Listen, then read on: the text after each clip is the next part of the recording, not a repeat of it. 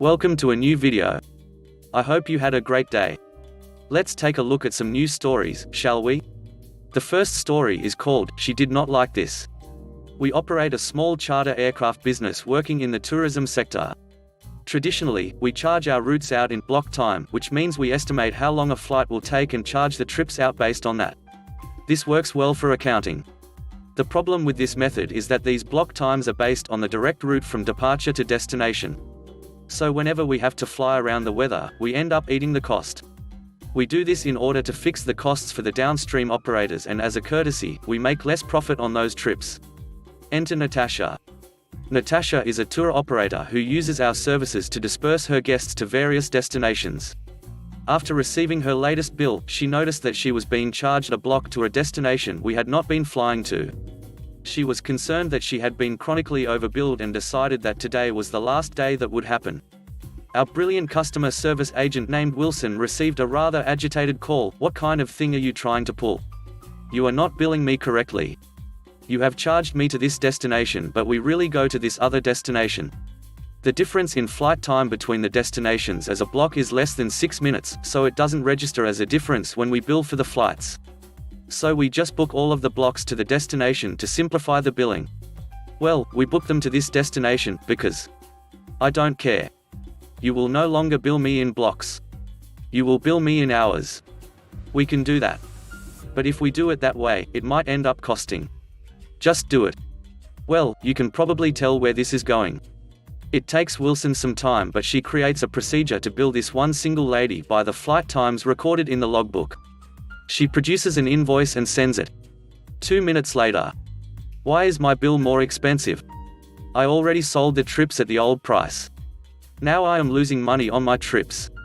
I am very sorry, but you've asked to be billed by the hour, and this is what it cost to do the flight, as the aircraft had to fly around weather to reach the destination. Further, when you asked to be billed by the flight hour instead of the block time, we audited the block times and found a discrepancy. So now all of the block time flights will be billed at a new rate, which is more expensive. But I can't afford to do the trips for this price. Well, now that we have done the audit, we can't afford to fly the routes based on block time. Next year we will be raising the block rates. But for this year, you have requested to pay by the hour, and we have made an investment in doing so. So you will be billed by the hour for the trips." Natasha did not like this and hung up the phone on hearing it. The next story is called, "Not Worth It Stress." I work part-time at a company where you get assigned to random bars in various venues around the city. Yesterday I was put in this particularly busy one, which served a high amount of guests who were there to see a famous musician. The venue was a huge stadium, and the event was almost completely sold out. There were about 7 of us working behind the bar, but only 3 tills. In every bar I've ever worked in, the system is fine. You take the order, make the drinks, put it through the till and take the money. Done. However, we don't do that here. Here, the manager's steadfast rule was that no one but 3 assigned people were allowed to use the till because that was their role. The rest of us were only allowed to make drinks. If I so much as looked at the till, her sixth sense would bring her venomous self hurtling towards me, and I would be lectured on staff rules for the next 5 minutes. Okay, whatever. That's the rule. Can't mess with that. Fast forward a few hours and the bar was heaving. I was taking customer orders, making the drinks and asking them to pay at the till at the other end of the bar. I was getting through the crowd, making as many drinks as possible, as quickly as possible, because if I slowed down my manager would start barking. The queue at the tills, where the customers had to queue up a second time just to pay, was getting longer and longer. Then, one of the assigned till workers left. I have no idea where. So the central till was vacant. I was standing near it handing people the drinks I'd made and once again directing them to the other till, because under no circumstance was I allowed to use the till, even though it would have cut down the queue by half. People were getting impatient. This one group of customers said, "Do you really expect us to queue up for a second time just to pay for our drinks? You're literally standing in front of an open till." I explained to them the situation. "Well, can you hurry up and sort it out? If you don't, we'll just walk away." I looked around and neither my manager or the till worker were anywhere to be seen. They were getting more and more agitated and mouthy. Then, I just broke down and said, "There's literally nothing I can do. I really don't care what you do." I maintained a lifeless stare as they scowled at me, and the whole group just walked away without paying. They must have about £50 worth of drinks between them. Minimum wage is not worth that stress. The third story is called, Can You Hurry?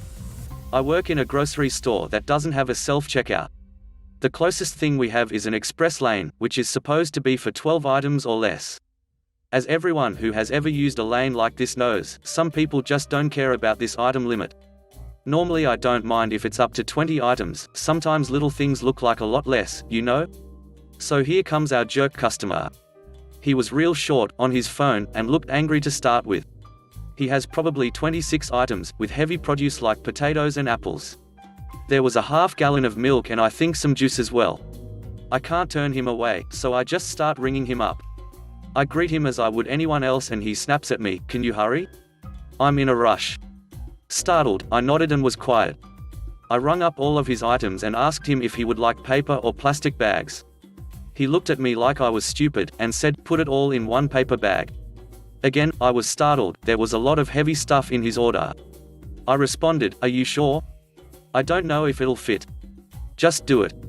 It'll fit fine. He all but shouted. He kept looking at me like I was an invalid. I'm sure you know where this is headed. I put every single one of his items in a single paper sack. The snacks we use fit probably 3 of those juice containers, but the bottoms aren't sturdy. Normally, I would double sack them but putting one sack inside the other, but he was adamant about having one sack. I finished the transaction and handed him this ridiculously heavy bag. I told him to have a good day as he grabbed the bag and swung around in a huff. He seemed proud of himself for telling me off, that it all fit. But right as I started greeting my next customer, the bottom of the bag gave in. All of his produce hit the ground, little packets of seasoning scattering in the walkway. He stamped his feet like a child before coming back to me and demanding I split the groceries into 2 bags and double bag them, which I did happily. He left after that, bright red with anger and embarrassment, late for whatever engagement he had, and I still get a chuckle out of the image of him stamping his feet on the ground. The last story is called, Exactly What He Told Me to Do. I am working at a restaurant in my town as a greeter while I finish my last undergrad class. I am also working at a small startup that has no actual office, so I work from home every day. So this job at the restaurant is for some extra cash to help save up to move out of my parents' house, and so I don't end going days without leaving the house. If I lose this job it would be bad, but it's not the end of the world. I went into work this afternoon and it was slammed. We had like 4 Christmas parties going on. We also had several other reservations for just dinner, and I ended up having to start a wait list for our walk-in customers. So when a party of 8 came in, I grabbed my tablet and walked to the dining room to look around to figure out how long it would be for this group to get a table while the guests waited at my stand. My manager, who is an idiot, stormed over to me and said, There are people at the stand, stop flirting with the servers. I didn't say anything to him. I just went back to the stand and told the people waiting for how long their wait would be. When they went to stand by the bar, my manager came up to me and told me I was no longer allowed to leave the greeter stand. I had to stay and greet every single guest that came into the restaurant. So I agreed. It's important to know that I'm supposed to bring every guest to their table. Even if they see the rest of their group already sitting there, I still have to walk them to the table. Fate was on my side tonight, cause the first guests that came in through the doors after I was told I can't leave my stand were meeting one of the bigger parties in the dining room. So I smiled and told the guests which tables they were at. I even showed them which table they were sitting at on the floor plan that's on my tablet. When my manager saw them leave my stand and go to their table on their own, he was furious and brought me in the back so he could flip out without the customers hearing or seeing him. Finally, the head chef, who has more authority than him, stopped my manager and told him I did exactly what he told me to do. Thanks for watching the video. I hope you enjoyed it. If you did, please consider subscribing to the channel for more content. Let me know what you think about the stories in the comment section below. Have a great day. Bye bye.